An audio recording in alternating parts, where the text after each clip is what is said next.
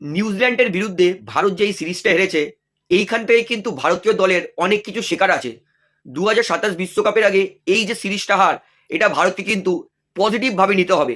আমাকে অনেক কেউ প্রশ্ন করছে যে হার্দিক পান্ডিয়া কেন ওডিআই টিমে নেই। তাদেরকে একবার ক্লিয়ার করে দিই, হার্দিক পান্ডিয়া কিন্তু এক সপ্তাহ আগেই এনসিএ থেকে ছাড়পত্র পেয়েছে 10 ওভার ক্রিকেট খেলার জন্য। মানে হার্দিক পান্ডিয়ার এতদিন ফিটনেস ছিল না ওডিআই খেলার জন্য। তো এই মুহূর্তে হার্দিক পান্ডিয়া এনসিএ থেকে ওডিআই খেলার জন্য ফিটনেস টেস্ট পাস করে গেছে। আশা করছি যে নেক্সট যে ওডিআইটা হবে সেইখানে আমরা অবশ্যই হার্দিক পান্ডিয়াকে দেখতে পারবো। তো যারা প্রশ্ন করছে হার্দিক পান্ডিয়া কেন নেই, ফিটনেস টেস্ট লাস্ট সপ্তাহে তিনি পাস করেছেন, তখন অলরেডি নিউজিল্যান্ডের বিরুদ্ধে ভারতের দল ঘোষণা করা হয়ে গেছিল। তো তাই হার্দিক পান্ডিয়া নেই। ক্লিয়ার হলো। মোহাম্মদ শামিকে কিন্তু অবশ্যই ভারতের এই পেস অ্যাটাকে ইনক্লুড করতেই হবে, কারণ মোহাম্মদ শামি হচ্ছে এমন এক বোলার যে ওয়ার্ল্ড কাপে ভারতের জন্য সর্বাধিক উইকেট নিয়েছে। লাস্ট দুটো ওয়ার্ল্ড কাপই ধরে নিন, 2023, 2019, সব থেকে কম ম্যাচ খেলে মোহাম্মদ শামি সব থেকে ভালো উইকেট নিয়েছে। এক্সপিরিয়েন্স কিন্তু বাজারে কিনতে পাওয়া যায় না। একই রকম আমাদের টিম সিলেক্টর এবং কোচ বলেছিল যে বিরাট কোহলি আর রোহিত শর্মাকে নিজের প্রমাণ দিতে হবে যে তারা 2027 বিশ্বকাপ খেলার জন্য কেপেবল। এখন আমি মাঝে মাঝে চিন্তা করি, যদি বিরাট কোহলি না থাকে তাহলে ওডিআই ইন্ডিয়া টিম তো ভেসে যাবে। এখনো ইন্ডিয়ার সব থেকে বেস্ট ব্যাটসম্যান বিরাট কোহলি। যেদিন বিরাট থাকবে না সেদিনকারে সবাই বুঝবে যে বিরাট কোহলির অবদানটা কি ছিল। ঠিক একই রকম মোহাম্মদ শামি এখন নেই বলেই মানুষ বুঝতে পারছে মোহাম্মদ শামির কত বড় কদর। নিউজিল্যান্ডের বিরুদ্ধে লাস্ট 2023 বিশ্বকাপে তিনি 5 উইকেট নিয়েছিলেন।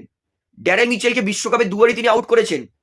অর্থাৎ কিছু একটা ব্যাপার আছে মোহাম্মদ শামির মধ্যে। তাই আমি মনে করছি 2027 বিশ্বকাপে অবশ্যই শামি বুমরার এই জুটিটাকে ভারতকে ব্যাক করতেই হবে। আর স্পিন বলে আমাদেরকে লাগবে বরুণ চক্রবর্তী, কুলদীপ প্লাস বরুণ, এদের দুজনকে ওডিআই খেলার যে ভালো করবে সে একজন ভারতীয় দলে সুযোগ পাবে। কারণ কুলদীপ যাদব কিন্তু এই ওডিআই সিরিজে খুবই খারাপ বোলিং করেছে। যেখানে নিউজিল্যান্ডের স্পিন বোলাররা ভালো বল করেছে, সেখানে আমাদের স্পিনাররা জাডেজা এবং কুলদীপ বলে কিন্তু খুবই খারাপ পারফরমেন্স করেছে। এটা কিন্তু ইন্ডিয়া ভার্সেস নিউজিল্যান্ডের একটা হিউজ পার্থক্য করে দিয়েছে, যার জন্য কিন্তু ইন্ডিয়া এই সিরিজটা 2-1 হেরেছে। তাই আমি মনে করি ভারতের কিন্তু বোলিং লাইন আপে শামি বুমরা আর বরুণ চক্রবর্তীকে ইমিডিয়েটলি নেক্সট যে ওডিআইটা আছে আইপিএল এর পরে, মানে এখন 3 মাস পর ধরেই নিন, তো সেই ওডিআই কিন্তু অবশ্যই বুমরা, শামি এবং বরুণ চক্রবর্তীকে লাগবেই লাগবে। এবং এই যে ওডিআই সিরিজ থেকে ভারত সব থেকে বড় যে পজিটিভটা পেয়েছে সেটা হচ্ছে হার্ষিদ রানার ব্যাটিং এবং নীতিশ কুমার রেড্ডির একটা ভালো অলরাউন্ড পারফরমেন্স। হার্ষিদ রানা তিনি তো 10 ওভার বল করেন এবং হার্ষিদ রানা কিন্তু wicket taker.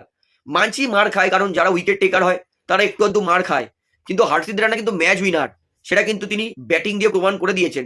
Harshit Rana batting line আপে আসায় কিন্তু ব্যাটিং লাইন আপটা আরো একটু মজবুত মনে হচ্ছে, যে না ভারত ক্রুশিয়াল সময়েও কিন্তু হার্ষিদ রানা তিনি মোটামুটি কন্ট্রিবিউশন করতে পারবেন ব্যাটে, ভারতকে কিন্তু ম্যাচ জেতানো বা একটা ভালো রানের দিকে পৌঁছে দিতে পারবেন।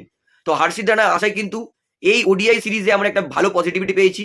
এবং নীতিশ কুমার রেড্ডিও একটা ভালো পজিটিভিটি দেখিয়েছে যে তিনি একদম শেষের দিকে নেমে ভালো ইনিংস খেলতে পারেন এবং তিনি কিন্তু দরকারে 5-6 ওভার বোলিংও করে দিতে পারেন। তো আমি মনে করি এই যে সিরিজটা ভারত হেরেছে এটা ভারতের জন্য একটা ওয়েক আপ কল, যে 2027 ওডিআই বিশ্বকাপের আগে ভারতকে দলে কি কি পরিবর্তন করতে হবে, কি কি সঠিক কাজগুলো করতে হবে।